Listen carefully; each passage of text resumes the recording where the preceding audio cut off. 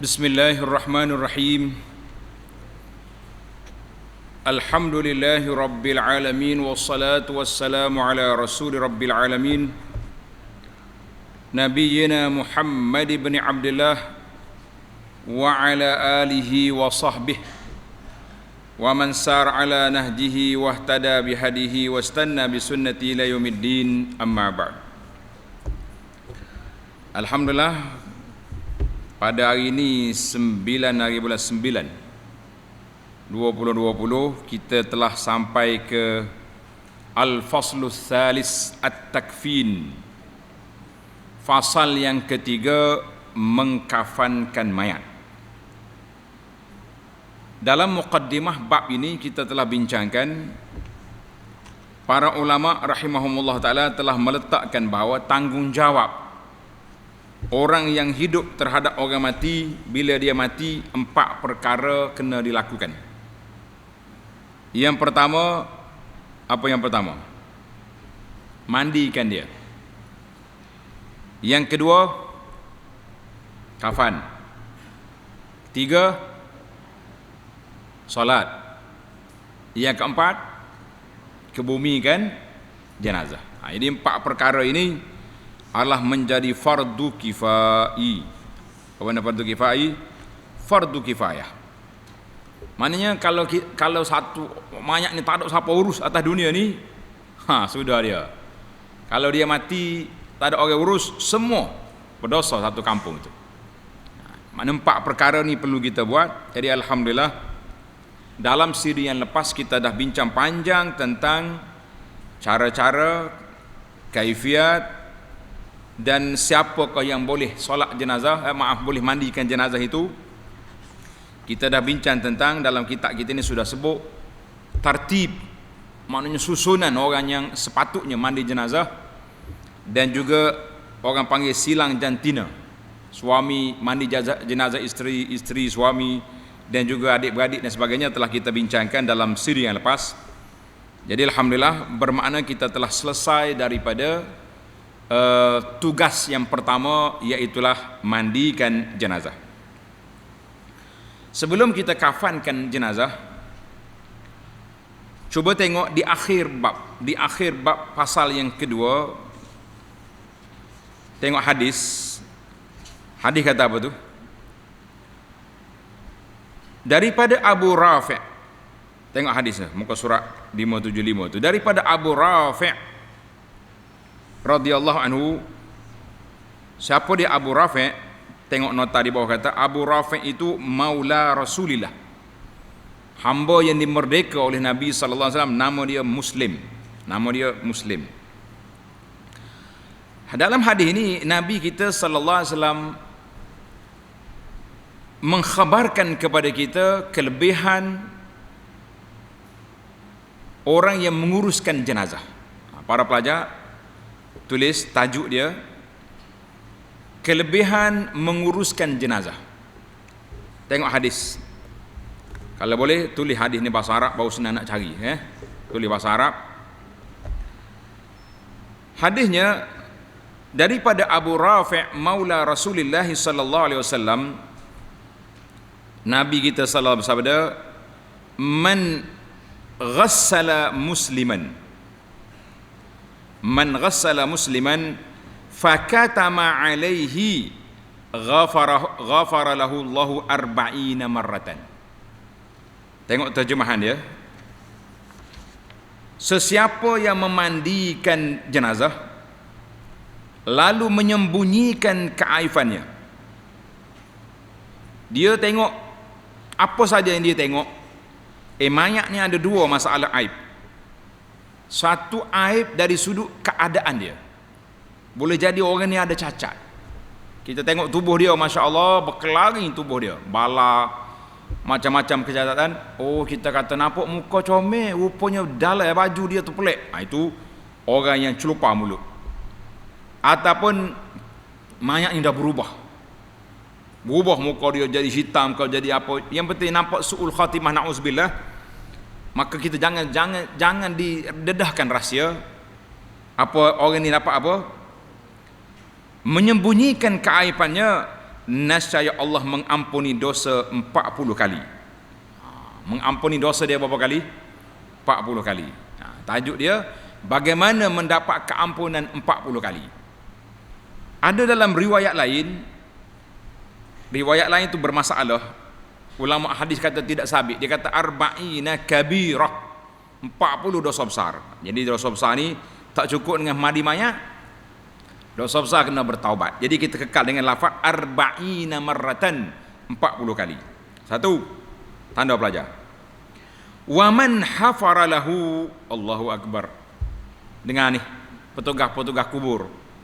Siapa yang menggali kubur orang mati, fa ajannahu, kemudian dia simpanlah orang itu dalam kubur, ujriya alaihi ka ajri maskanin askanahu iyahu ila yaumil qiyamah, maka bagi dia pahala tempat tinggal sebagaimana Allah dia telah meletakkan orang ni tempat tinggalnya dalam kubur tu sampai kiamat. Jadi Allah Taala beri tempat tinggal dia dalam syurga.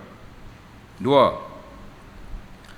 Yang ketiga, waman kaffanahu, siapa yang mengkafankan jenazah, kasahu Allahu yaumal qiyamati min sundusin wa istabraqil jannah.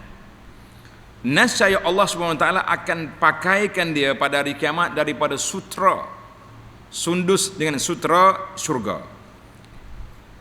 Jadi hadis ini, tanda para pelajar, ini dia panggil hadis yang menunjuk tentang kelebihan apa? Kelebihan menguruskan jenazah. Dalam hadis dia sebut 3 perkara. Yang pertama siapa? Orang yang memandikan. Orang yang mandikan, tapi dengan syarat. Apa dia syarat dia? Tanda pelajar. Syarat yang pertama, kita ikhlaskan niat nak pergi mandi jenazah. Kenapa mandi jenazah tu? 200. Dah, mai 200. Pinggasa, tak lemah. Kita pergi kerana nak bantu orang jenazah. Syarat yang kedua, al-muwafaqatu lis-sunnah fi taghsilil mayit. Kita mandi jenazah tadi mengikut sunnah Nabi sallallahu alaihi wasallam, cara yang betul. Mana cara yang betul? Syarat yang ketiga, an yaktuma alaih. Mesti dia sembunyikan rahsia mayat itu. Kalau dia tengok benda-benda yang tak baik, jangan disebarkan sekali-kali. Sebagaimana yang telah kita belajar dalam siri yang lepas. Inilah kata di para ulama hadis. Syarat dia 3 syarat. Adapun waman hadis yang kedua tadi dia kata apa? Siapa dia hafar, siapa dia gali kubur untuk dia, kemudian dia kebumikan orang itu dengan cara baik mengikut sunnah Nabi sallallahu alaihi wasallam, maka Allah Taala akan beri dia tempat tinggal dalam syurga nanti insya-Allah. Dan yang ketiga, waman kafanahu, siapa dia kafankan jenazah, Allah Taala pakaikan dia sundus wa istabraq al-jannah, sutra syurga.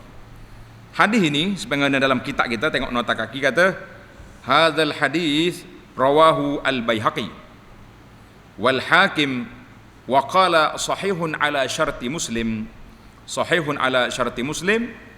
Maka ulama hadis, penilaian hadis ini ada berbeza-beza pandangan. Seperti Al-Imam Az-Zahabi mengatakan isnaduhu jayyid, sanad dia baik.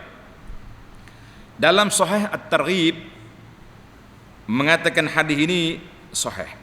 Hadis ini sahih. Dalam Syekh Syu'aib Al-Arnawi juga mensahihkan hadis ini. Cuma ada lagi ulama-ulama lain seperti Ibnu Jauzi dan lain-lain mengatakan hadis itu dhaif. Wallahu a'lam, itu dari sudut sanad. Yang kita naknya insya-Allah fadlullahi wasi', limpah Allah Taala itu sangat luas. Maka kita kata hani'an lakum, tahniahlah kepada para pengurus jenazah, sama ada tukang mandi jenazah, tukang kafan jenazah, tukang gali kubur jenazah, yang melakukannya dengan cara yang telah kita sebut 3 cara. Yang pertama ikhlas, yang kedua mengikut sunnah Nabi sallallahu alaihi wasallam, yang ketiga apa dia, sembunyikan kalau ada perkara yang tak baik. Samalah orang hak tukang mandi pun kena sembunyi, Orang yang gali kubur pun kena sembunyi, jangan duduk sibuk. Ai, saya gali kubur dia tu tak dipelek, bau busuk, tak ada apa-apa lagi. Jadi jangan duduk saya. Kalau bau tutup ya hidung, jangan cakap orang. Kan? Ataupun waktu saya gali kubur tadi ada nampak, yang penting jangan dicerita dengan orang. Ini setengah orang ni cerita juga. Oh, saya kapan mayat tadi pelek, apa dia? Macam tak cukup kain. Macam-macam lah cerita sehinggalah masuk dalam satu majalah yang kerja dia duk korek benda-benda yang pelik. Jadi alhamdulillah itu penjelasan kepada hadis yang telah disebut tentang siapa dia nak pahala 40 keampunan, apa dia 40 kali diampunkan dosa dia, maka mandilah jenazah dengan cara yang baik. Baik, kita pindah kepada tajuk kita pada kali ini, at-takfin, mengkafankan mayat. Kelebihannya sudah kita dengar tadi. Sesungguhnya mengkafankan mayat fardu kifayah. Fardu kifayah. Maknanya kalau tak ada siapa dia kafan mayat ni berdosa habis orang, kan? Dan tidak disyaratkan dilakukan oleh orang mukallaf. Boleh juga. Sekiranya mayat dikafani oleh anak kecil, maka terhasil pengkafanan itu kerana telah wujud maksudnya. Budak-budak mari tolong ikat kapan boleh je. Kain kafan hendaklah dari jenis yang diboleh bagi mayat memakainya sekiranya dia hidup. Jadi apa jenis mayat boleh pakai? Laki-laki lain, perempuan lain. Maka laki-laki mukallaf tidak dikafani dengan kain sutera, dan boleh bagi anak kecil dan orang gila. Nauzubillah. Jadi orang gila yang boleh pakai sutera, anak-anak. Sebagaimana boleh dikafani wanita dengan sutera dan kain yang dicelup dengan za'faran, mana ada warna, itu mana celup za'faran tu. Tetapi ma'al karahah, perbuatan itu makruh, maknanya dibenci oleh syarak. Jadi kalau dah benci buat apa nak buat, kita buat yang sunnah sudah, kan, dengan kain kafannya, dengan warna putihnya, dengan kain yang harga biasa-biasa saja. Jangan duk boros ataupun mewah-mewah, kerana tidak ada faedahnya kain mewah itu. Muka dengan nakir akan tanya soalan, dia bukan tengok kain. Maka nak ambil mana dia punya harga kain? Pengkafanan diambil dari pusaka peninggalan mayat. Jadi kita boleh ambil daripada peninggalan mayat. Ini termasuk dalam isu mu'natut tajhiz. Kan, mayat ni ada dua. Bila dia mati, yang pertama sekali, sebelum kita buat benda lain, kita boleh ambil mu'natut tajhiz. Dia panggil belanja pengurusan jenazah. Yang pertama tadi, beli kain kafan, suruh orang mandi dia, suruh orang gali kubur, itu boleh. Suruh orang bayar salat jenazah, tidak ada bayaran. Berdasarkan sabda Rasulullah sallallahu alaihi wasallam mengenai seorang lelaki yang pakai ihram yang terjatuh dari untanya, yang kita dah bincang dalam siri yang lepas, Nabi kata kaffinuhu fi thawbaihi, kafankanlah dia dengan dua helai pakaian dia. Cukup. Hadis ini rawahul Bukhari wa Muslim. Didahulukan pengkafanan dari peninggalannya ke atas hutang. Maknanya kita boleh guna untuk nak beli kain kafan ini sebelum bayar hutang dia. Sebab kalau tidak, macam mana kita nak kebumikan dia? Sebagaimana didahulukan kafan orang yang muflis ke atas hutangnya. Sekiranya sebahagian ahli waris meminta mengkafaninya dari hartanya dan yang lainnya menolak. Baik, orang ni mati, ada keluarga dia kata tak apalah saya beli kain kafan. Kata di keluarga dia, tak mau, maka hendaklah dikafani dari peninggalannya. Jadi kita kena beli kain kafan itu daripada harta yang ditinggal oleh mayat, sehingga ahli waris tidak mengeluarkan biaya pengkafanan dari hartanya. Jadi tak payah, ni masing-masing nak kafan, tidak perlu. Ini kerana itu kita kata, kalau ada keluarga kita mati, orang nak sedekah kain kafan, eloknya kita ambil duit, kita beli sendiri kain kafan itu, tak usah duduk ambil hak orang. Dan kafan isteri, kos pemandian dan pengkebumiannya ke atas suami. Tak kira masa hidup yang mu kena tangguh dia, mati pun suami kena uruskan. Kerana suami yang menanggung pakaiannya semasa hidup, maka wajib menanggung kafan dan kelengkapannya selepas mati. Jika wanita tidak mempunyai suami, wanita ni tak ada suami, dia panggil armalah, janda, ibu tunggal ataupun tak pernah kahwin contohnya, maka dikafani dari hartanya sendiri. Jika tidak mempunyai harta, maka kafannya ke atas orang yang menanggung nafkahnya.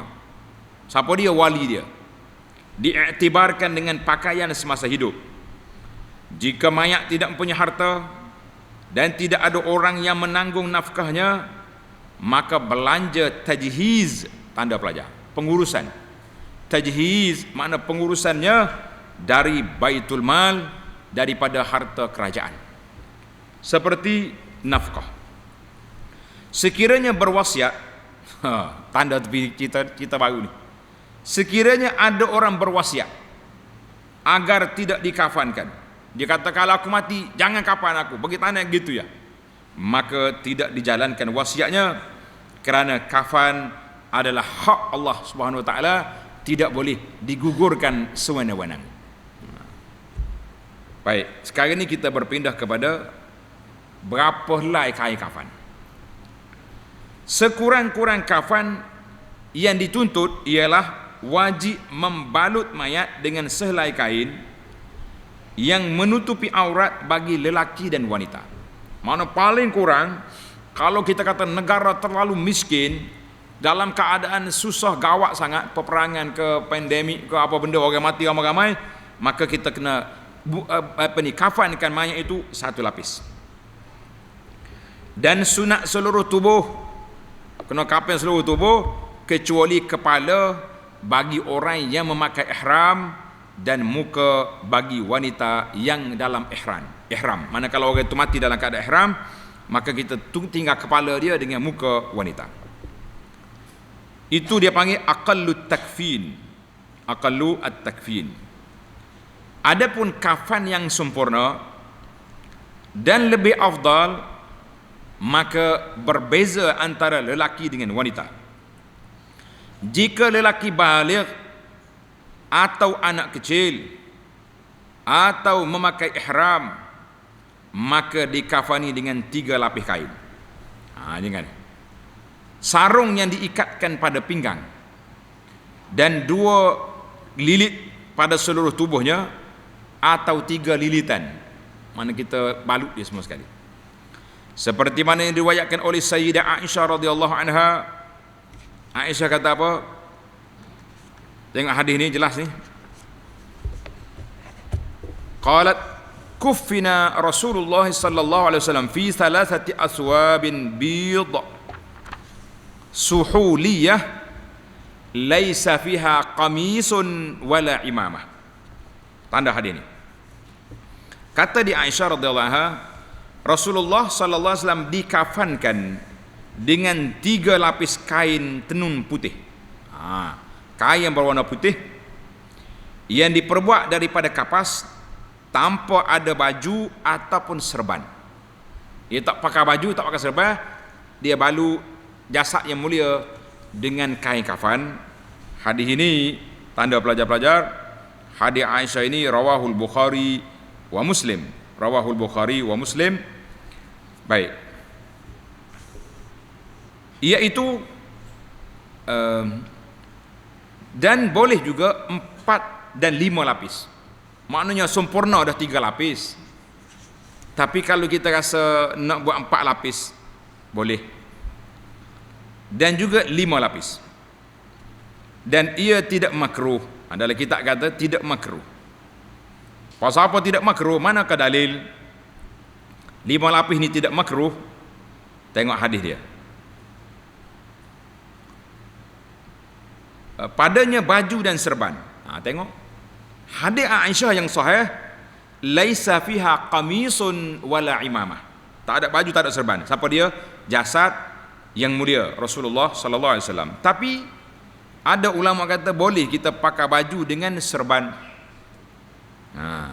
Letak di mana? Letak di mana baju dan serban itu? dan boleh diletakkan di bawah lilitan. Makna kita baju dulu, pakai serba, baru kita lipat, bungkus dia dengan kain kafan. Nak ambil mana dalil ni? Tanda pelajar. Kerana perbuatan Abdullah bin Umar radhiyallahu anhuma, Abdullah anhuma kana adalah ia yukaffin, mengkafankan, tidak tulis dikafankan dia. Apa ni? Abdullah bin Umar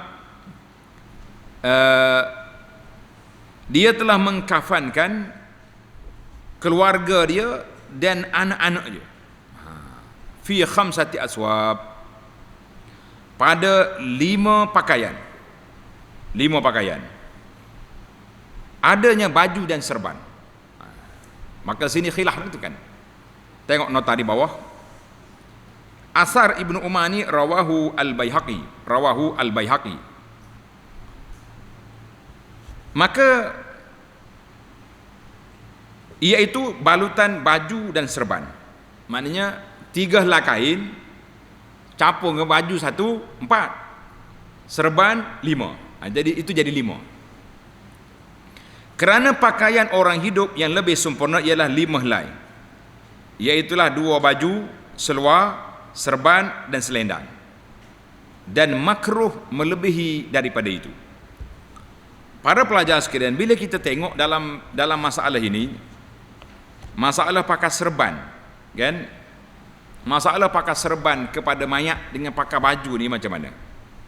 Tengok huraian yang telah dihuraikan oleh Al-Imam Nawawi rahimahullahu taala dalam hadis syarah Sahih Muslim. Syarah Sahih Muslim kepada hadis Aisyah. Qala An-Nawawi rahimahullahu taala wa qauluha, kata Aisyah, laisa fiha qamisun wala imamah. Mana dalam kafan Nabi sallallahu alaihi wasallam tidak ada baju dan tidak ada serban. Maknanya tidak dipakaikan baju dan tidak juga serban, cuma dikafankan dengan 3 helai kain sahaja. Tidak, itu je ada. Dan tidak ada kain yang lain. Inilah yang telah ditafsirkan oleh Imam Syafi'i dan majoriti ulama. Kata Nawawi, wa huwa as-shawab alladhi yaqtadihi zahirul hadis. Inilah yang benar berdasarkan pada hadis ini, bahawa tidak ditambah lagi lebih daripada 3 tadi, tidak ditambah dengan baju dan serban. Wa qalu, ada juga ulama kata sunat juga, alla yakuna fil kafan qamis wala imamah. Jadi ulama kata wa yustahab, sunat tidak ditambah baju dan juga serban. Wa qala Malik, tengok Imam Malik dan Abu Hanifah dan juga sebagian daripada ulama Syafi'i, seperti dalam kitab kita kata tadi, dia kata apa? Yustahabu, elok kita tambah lagi baju dengan serban. Wa ta'awwalul hadis, mereka menghuraikan hadis ini, maknanya laisa, tengok kata-kata Aisyah, laisa fiha qamisun wala imamah, tidak ada dalam kain kapan itu baju dengan imamah, maknanya tidak termasuk dalam 3 helai itu, maknanya jadi 5. Qala An-Nawawi rahimahullahu taala, wa inna ma huwa hadza dhaifun. Ini kata Nawawi, pandangan ini dhaif. Falam yasbut annahu sallallahu alaihi wasallam kufina fi qamisin wa imamah. Mana Nabi kita sendiri dikafankan dengan baju dan juga dengan serban. Wallahu alam. Cuma ada khilaf lagi dalam masalah pakai baju ni, walaupun yang baiknya, yang terbaiknya kita tidak dipakaikan baju, tapi ada juga yang kenapa mereka kita kata bukanlah satu peringkat yang dilarang, cuma yang baiknya tidak dipakaikan. Sebab ada hadis nanti kita akan tengok, iaitulah hadis ketika matinya Abdullah bin Ubay bin Salul. Tanda sikit cerita biar habis kita punya maklumat. Ketika matinya Abdullah bin Ubay bin Salul, jaa ibnuhu ila Rasulillah, anak dia mari jumpa dengan Nabi sallallahu alaihi wasallam. Faqala a'tini qamisaka ya Rasulullah, beri kepada saya baju Rasulullah, ukaffinuhu fi, aku nak nak letak dalam kafan ayah dia. Fa'atahu iyah, maka Nabi SAW beri.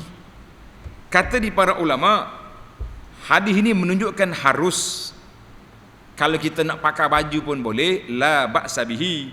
Tetapi yang Allah Ta'ala pilih untuk Nabi SAW tidak ada baju, maka katalah Imam Nawawi kata itu yang terbaik. Dan kalau tambah juga, jangan kata tak boleh ni, sebab kita kata ada. Mana kalau benda tu tak boleh, tentulah sekali Nabi kita larang kepada anak, kepada Ibnu Ubay, jangan ambil baju aku, tak boleh. Jadi Nabi kita tidak larang. Wallahu a'lam. Baik, tamat satu perbincangan. Kita berpindah pula kepada kafan wanita. Jika wanita lebih afdal 5 helai. Itu untuk laki-laki, yang afdalnya 3. Untuk wanita afdal 5 helai untuk menambahkan penutup pada dirinya, iaitulah sarung, tudung, baju dan 2 lilitan kain kafan.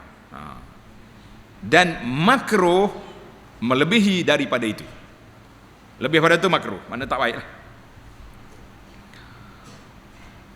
Kafan bagi lelaki 3 lapis kain yang sama. Tiap lapis menutup seluruh badan kecuali kepala bagi orang yang memakai ihram. Jika kafan itu 5 lapis ditambahkan baju jika dia tidak memakai ihram. Kalau pakai ihram jangan tambah, haram. Dan serban di bawah lilitan kain, sebagaimana pengikut perbuatan Ibnu Umar tadi. Perbuatan siapa?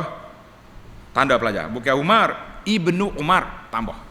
Mana kalau kita nak ikut perbuatan Ibnu Umar dia pakai baju dengan serban kepada anak dia, kita kata adalah sandaran di situ, insya-Allah. Adapun orang yang memakai ihram, maka tidak dipakaikan pakaian berjahit dan tidak ditutup kepalanya. Kafan bagi wanita 5 lapis. Bagaimana cara dia? Tengok.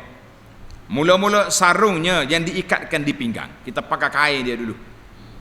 Macam makcik pakai kain sarung itulah. Kan? Biasanya kain sarung pun dia tak pakai kain batik Jawa.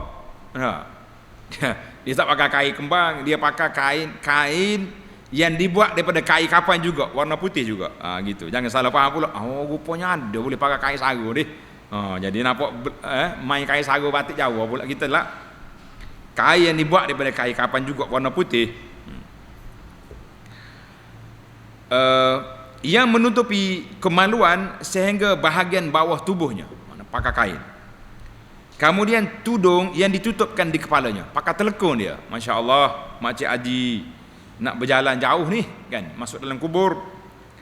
Baju yang menutupi bahagian atas tubuh hingga ke sarungnya, macam baju kurung itulah kita pakai.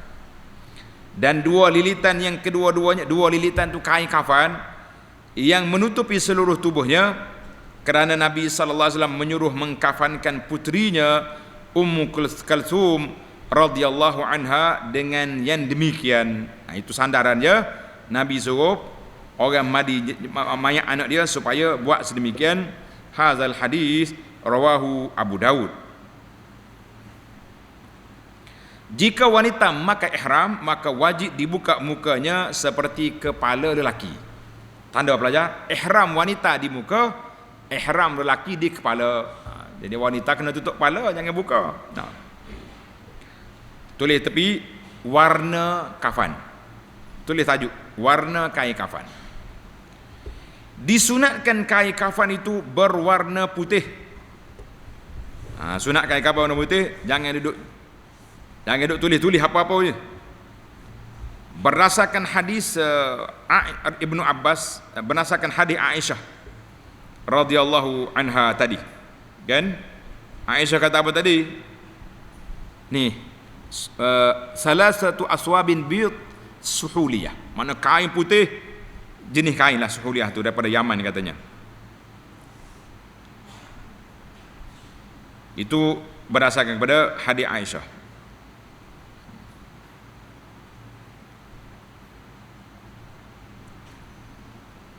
Tulis itu. Ni nampak dalam kitab kita ni, Google lagi tu. Patut tu pelajar duk nyari tak jumpa dah. Tulis itu. Disunatkan kain kafan itu berwarna putih berdasarkan hadis Aisyah yang tersebut. Sebut atas tadi, kita sebut dia. Hadis Aisyah yang sahih yang telah dikeluarkan oleh Bukhari.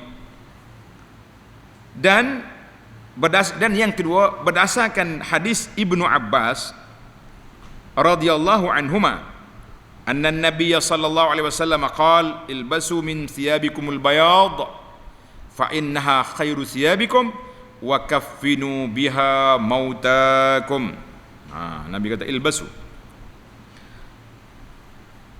pakailah pakaian kamu yang berwarna putih, comel warna putih, maka sesungguhnya ia sebaik-baik pakaian kamu. Kalau kita boleh pakai warna putih itu lawa. Dan kafanilah orang-orang mati kamu dengannya, ay dengan warna putih itu. Hadis rawahu Tirmizi. Sunat memakaikan kafan yang baik, bersih, dan tebal. Naknya tebal dia. Kasafah dia panggil. Seperti mana yang diriwayatkan oleh Jabir bahawa Rasulullah sallallahu alaihi wasallam bersabda, "Idza kaffana ahadukum akhahu falyuhsin kafanah." Apabila seorang dari kamu mengkafankan saudaranya, maka hendaklah dia memperelokkan kafannya.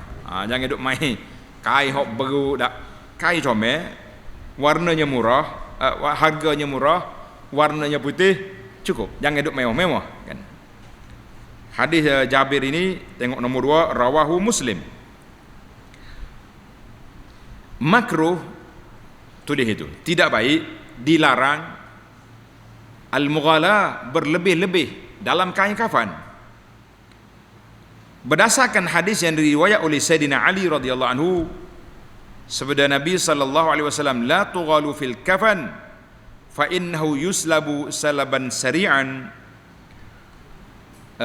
Jangan kamu berlebih-lebihan dalam menggunakan kain kafan, maka ia akan segera rusak. Buat membazir je, buat apa banyak. Hadzal hadis rawahu Abu Daud bi isnadin hasan. Ada ulama kata, tengok nota di bawah. Tak ada ni, penterjemah tak tulis. Tengok nota, tambah nota dia. Maksud dianya, la tughalu, jangan kamu berlebih-lebih, jangan lebih daripada 5 helai kain, termasuk baju ataupun kain tadi, jangan lebih. Sebab apa? Karena dia sangat cepat cari, rusak, luntur, macam-macam lah duduk dalam tanah kan. Kecuali orang yang terpilih oleh Allah Ta'ala, dia mati baru berapa puluh tahun, ratus tahun, kapan dia tak rusak sebagaimana tak rusaknya tuan dia. Jadi kain kapan dia ikut tuan. Jadi tak perlu kita mahal-mahal membazir itu. Dan juga berdasarkan kepada hadis Jabir, sunat memberi wangian. Kita wangikan kain kafan itu sebanyak 3 kali. Dia panggil al-bukhur. Mana bukhur ni kita pasal kemian hok bau sedap tu, lepas tu kita buat lalu kain kapal atas tu biar lekat bau. 3 kali lalu. Berdasarkan hadis Jabir bahawa Rasulullah sallallahu alaihi wasallam bersabda,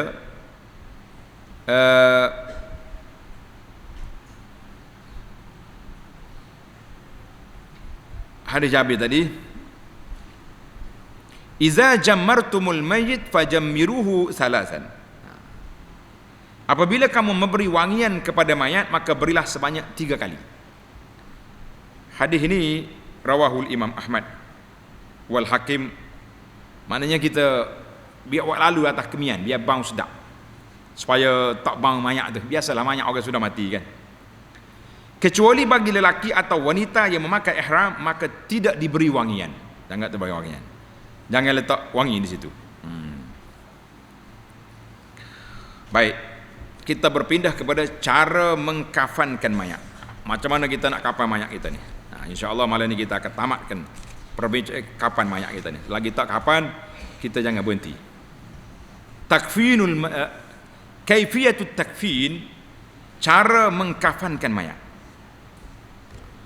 Sunat menghamparkan kain yang lebih luas dan lebih panjang, ditaburkan atasnya hanut, tulis ku Arab. Ha nun waw ta.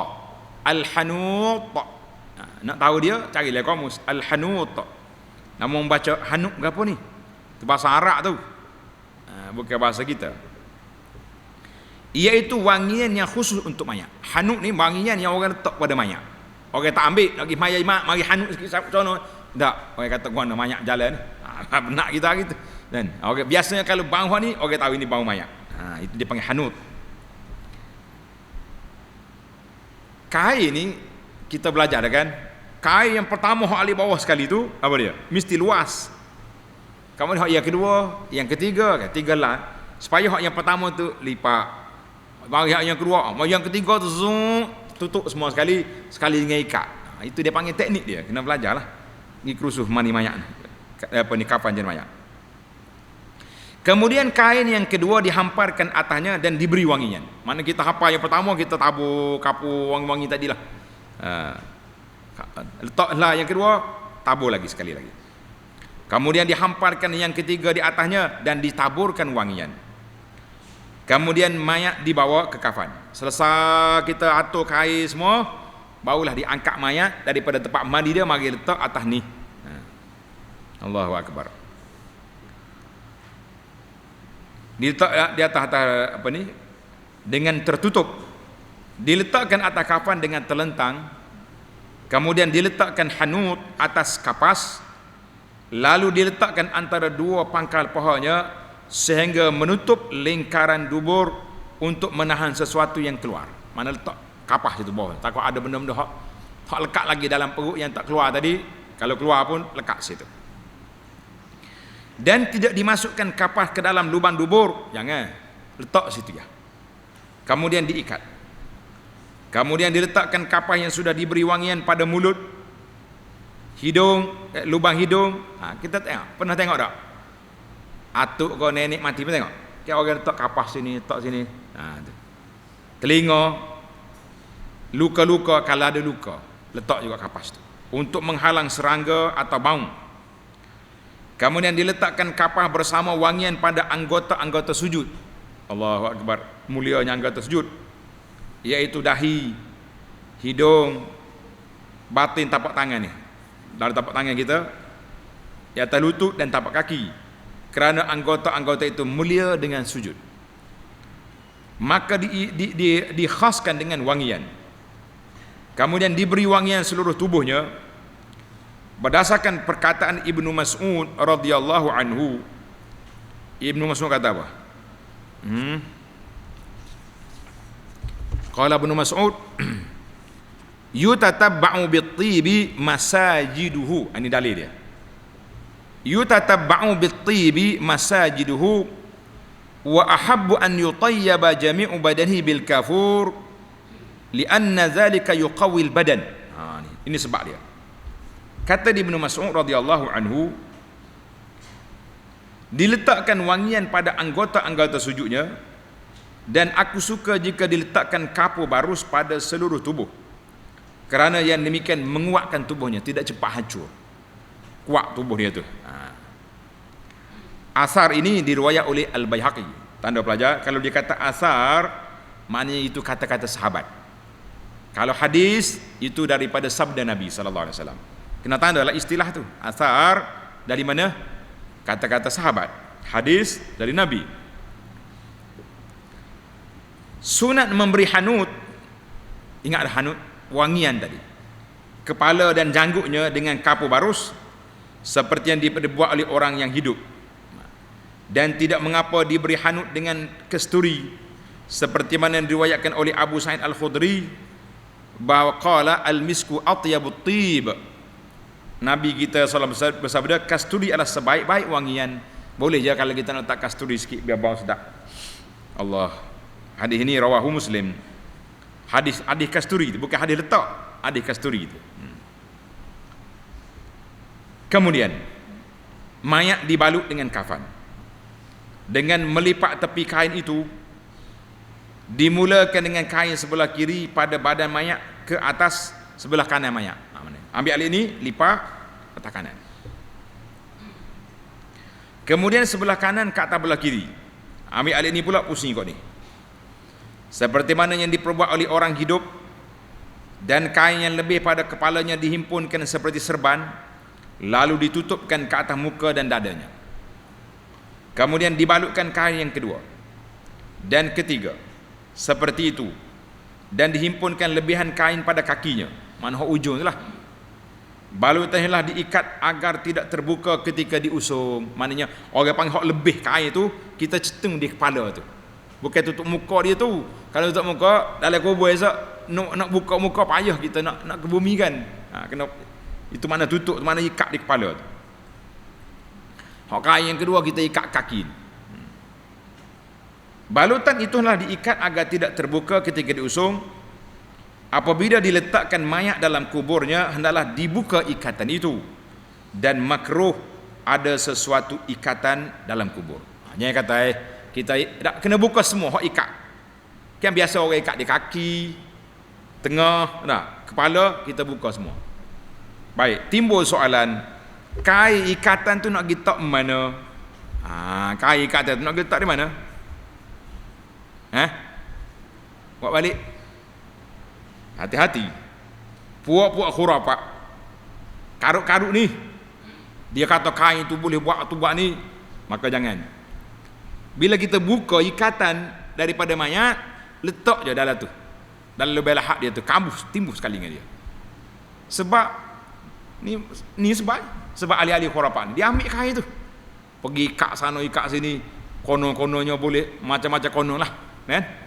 Hati-hati. Segala benda yang boleh menimbulkan benda-benda khurafat macam ni dihapuskan, supaya kita tidak beri ruang ataupun peluang kepada orang-orang yang percaya kepada benda-benda mistik ni buat kerja benda-benda yang tak baik. Itu para pelajar, kita balik kepada kafan bagi orang ihram. Tulis tajuk itu. Lelaki yang memakai ihram tidak boleh dipakaikan pakaian berjahit yang diharamkan ke atas orang yang memakai ihram, dan tidak boleh ditutup kepalanya.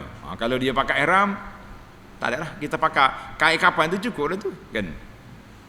Dan wanita yang memakai ihram tidak boleh ditutup mukanya untuk mengekalkan kesan ihram. Sebagaimana haram meletakkan wangian bagi orang yang memakai ihram, sama ada lelaki atau perempuan, sama ada wangian itu pada tubuh, kafan atau pada air mandiannya.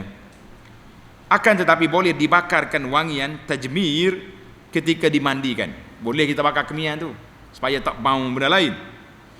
Jika diberikan wangian atau dipakaikan pakaian berjahit, maka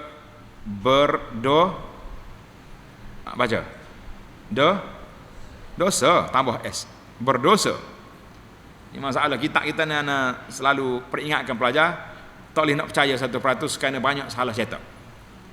Berdosa pelakunya dan tidak dikenakan fidyah ke atasnya. Jangan pergi bayar dam pula. Bayar apa ni?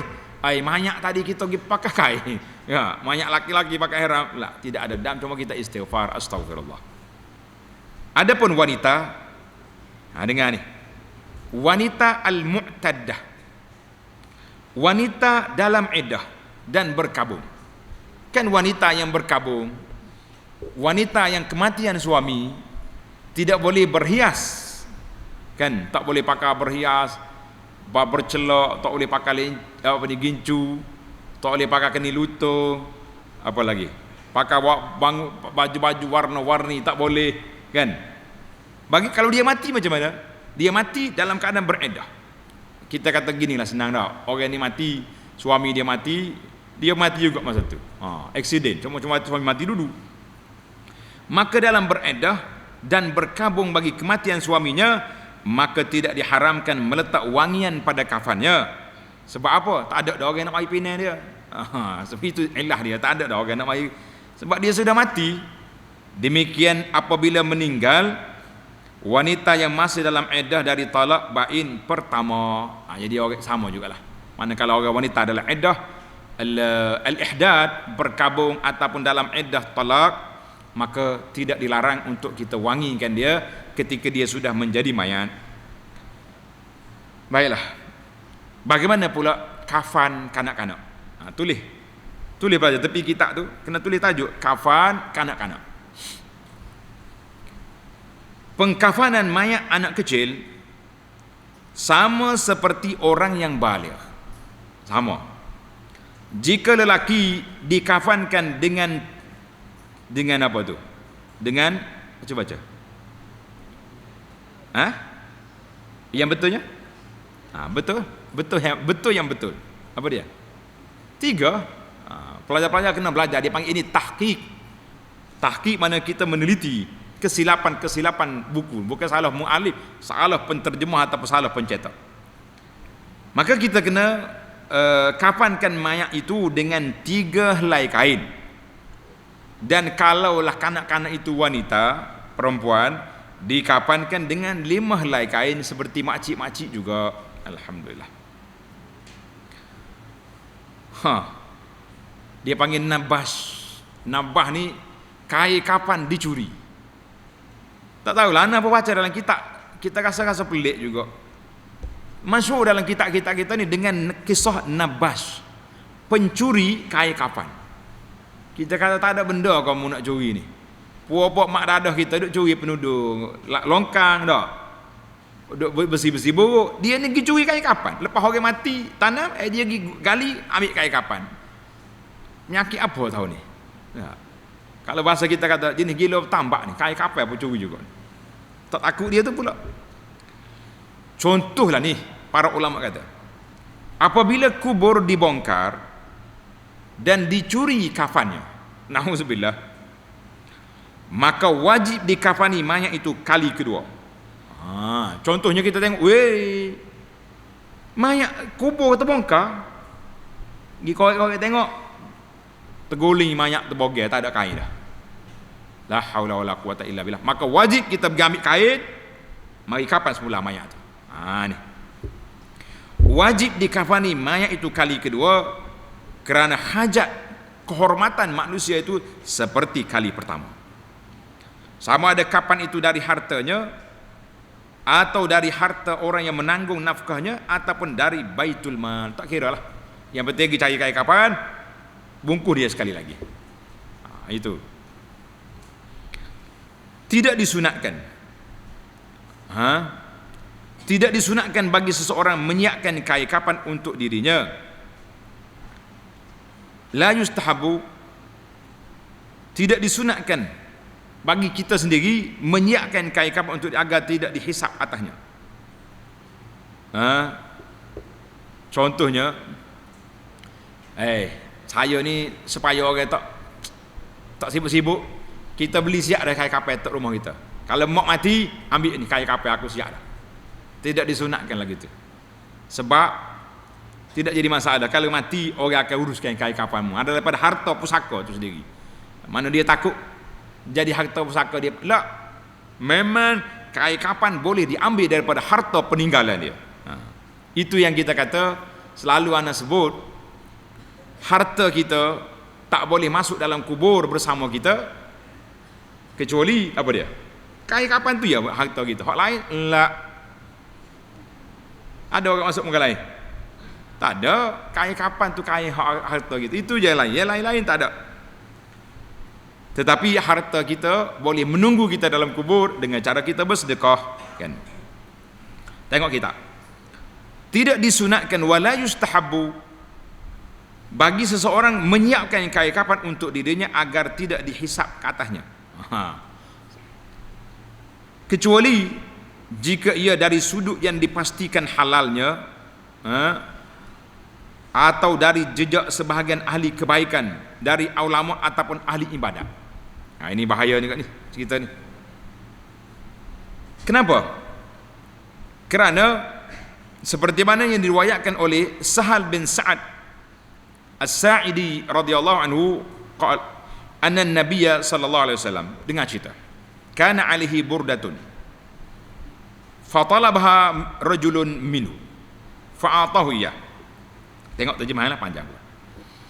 Kata di Sahal, seorang lelaki, Nabi sallallahu alaihi wasallam memakai pakaian burdah, pakaian luar macam kita kak, kain inilah, kain selimut tu. Lalu datang seorang laki-laki meminta pakaian itu. Allahu Akbar. Nabi baru je pakai kain, tiba-tiba pak cik ni nak. Dia minta Rasulullah, saya nak kain. Maka diberikan kepadanya. Nabi pun ambil kain, ambil. Nabi kita ni kalau orang minta, dia tak tolak, dia bagi semua. Faqala lahu sahabah, maka para sahabat lain marahlah dia. Ma ahsanta. Sahabat kata apa? Engkau memintanya tak bagus kamu ni. Kenapa meminta? Wa alimta annahu la yarud. Mu tahu kan Rasulullah sallallahu alaihi wasallam ni kalau orang minta dia tak tolak. Minta apa dia akan bagi, yang boleh bagi. Kata di pakcik ni, inni wallahi ma sa'altuhu li albas. Dia kata demi Allah, aku tidak minta kain ni untuk saya pakai. Innama sa'altu liyakuna kafani. Yang aku minta tadi, kain tu aku nak jadikan kain kafan aku. Qala Sahal fakana kafanuhu, maka memang orang itu simpan sungguh sampai dia mati, dikafankan kain tu, kafan dia dengan kain Rasulullah sallallahu alaihi wasallam. Hadis ini riwayat Imam Bukhari. Cuma macam mana tanda para pelajar, kita bimbang hari ini takut jadi satu budaya trend. Bila kita jumpa tok guru pakai kain, tok guru minta kain. Menurut apa? Nak kain kapan? Ambil berkat tok guru. Penak kita. Kita kena ingat, kita tak bolehlah nak kias dengan Nabi sallallahu alaihi wasallam. Nabi itu semua barang dia berkat. Kain dia, pakaian dia, termasuk air ludah dia pun berkat. Tapi yang ori, bukan gambar-gambar macam kita ni dah. Oh, nak suruh berkat Nabi ni, ambil gambar capa tepek atas kepala. Tu gambar tu tak jadi apa tu. Nah, ambil macam-macam benda kita kata. Replika lah. Hak asli, hak Nabi sallallahu alaihi wasallam itu ada barakah. Tapi kalau orang lain, ustaz ke pak imam ke tok haji mana-mana, kita kata kalau nak ambil berkat tak usah bagi. Siapa kita? Setara mananya berkat kita ni? Perlu kita busuk bangang, tak usah duduk apa ni lah. Tapi kalau nak ambil buat kenangan boleh ya. Nak ambil buat kenangan boleh. Contohnya dia tengok ustaz ni comel kain serba dia ni. Tapi macam minta aku tak pergi malam ni. Nah. Oh, lawalah ustaz kain serba tu. Saya ni Allah nak jumpa dengan syekh ni lama dah. Bila mari ni nak minta lah sikit kenangan, tak siapa ambil kain serba dia ambil tak atas kepala. Boleh sebagai kenangan. Tapi jangan kata oh ni berkat ni, bawa kain serba ni masuk dalam kubur kat garanti malaikat tak mari tanya. Lah. Tidak ada garanti dalam masalah ini kan. Jangan buat. Biasalah kadang-kadang sahabat-sahabat kita ni dia mari dekat, lawa kain serba ustaz tu beli mana Kalau 3 kali tanya tu sah dah tu nak kita pun ambil serba tok atas kepala dia, ambil lah bawa balik. Betul lagi tu pakai banyak kali dah. Boleh lah minta dah. Jadi masalah barakah at-tabarruk, tanda pelajar at-tabarruk bi atharin nabi, mengambil berkat dengan semua barang-barang Nabi sallallahu alaihi wasallam itu dibenarkan. Ulama kita Ahlus Sunnah mengatakan boleh kita ambil, tapi yang betul lah.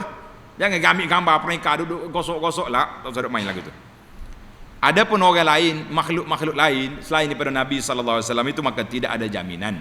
Tidak, walaupun ada dalam kitab ni ada sebut, kitab-kitab lain kata boleh ya kita ambil ulama-ulama yang salihin. Kita kata orang lain itu tidak ada jaminan sebagaimana Nabi sallallahu alaihi wasallam yang telah diberkati oleh Allah azza wa jalla. Jadi jangan jadi satu budaya duk minta-minta kain nak letak dalam kain kafan, tak perlu. Siapa dia nak suruh kain kapan dia molek, nak suruh kain kapan dia tahan lama, nak suruh tubuh dia tidak hancur, buat ibadat yang baik-baik, insya-Allah Allah Taala beri karamat, kemuliaan orang-orang ni mayat dia tidak hancur. Tapi zalika fadlullah yu'tihi man yasha, siapa orang itu? Orang itulah yang dipilih oleh Allah azza wa jalla. Jangan pula kita tengok tok guru kita mati, kita pergi korek kubur, hancur. Tok guru tak berkat lah, belum tentu. Nah, kadang-kadang kita tengok mayat orang ni tak hancur. Oh, dia ni wali besar, akhir kali kubur dia jadi macam bangunan, jadi masjid, pakai gitu gosok lah. Jangan main-main. Itu semua boleh membawa kepada khurafat. Nabi kita sallallahu alaihi wasallam sudah marah kepada, Nabi kata la'anallahu al-yahuda wan nasara ittakhazu qubur anbiya'ihim masajid. Allah Taala laknat Yahudi dengan Nasara karena mereka telah menjadikan kubur nabi-nabi mereka sebagai binaan masjid. Jangan buat. Jadi itu perhatian yang sangat penting untuk para pelajar kita mengambil perhatian. Tamatlah kita, selesai dah. Mandi sudah? Sudah. Kapan? Sudah. InsyaAllah dalam siri yang akan datang as-salatu 'alal mayyit. Kita salat jenazah pula insya-Allah. Subhanakallahumma bihamdika asyhadu an la ilaha illa anta astaghfiruka wa atubu ilaik. Wa sallallahu ala nabiyyina Muhammad wa ala alihi wa sahbihi ajma'in walhamdulillahi rabbil alamin.